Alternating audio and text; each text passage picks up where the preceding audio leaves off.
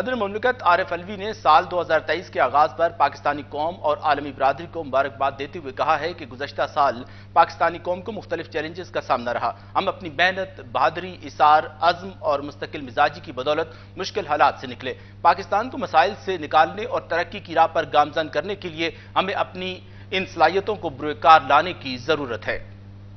اپنے پیغام میں صدر مملکت نے کہا کہ میں سال 2023 کے آغاز پر پوری قوم اور عالمی برادری کو مبارکباد پیش کرتا ہوں۔ انہوں نے کہا کہ نئے سال کے آغاز پر میں اللہ تعالیٰ کے حضور دعا گو ہوں کہ وہ اس سال کو پاکستانی قوم، عالم اسلام اور ساری دنیا کے لیے باعث رحمت و برکت بنائے اور دنیا کو امن و آشتی اور ترقی و خوشحالی نصیب فرمائے۔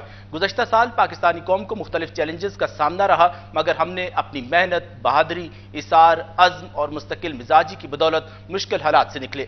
کورونا کی وبا پر کامیابی سے قابو پانے کے بعد پاکستان کو ملک کے طول و عرض میں تاریخی سیلاب کا بھی سامنا کرنا پڑا۔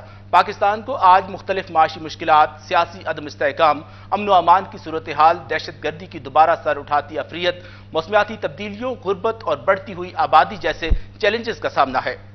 آئے نئے سال کے آغاز پر پاکستان کو ایک پرامن، خوشحال اور اسلام کے زرعی جمہوری اصولوں پر مبنی ایک اسلامی فلاحی ریاست بنانے کی طرف اپنا سفر کی شروعات کریں۔ میں اللہ تعالیٰ سے دعا کرتا ہوں کہ وہ ان مقاصد کے اصول میں ہمارا حامی و ناصر ہو اور سال 2023 کو پاکستان کے لیے ترقی، استحکام اور امن و امان کا سال بنائے۔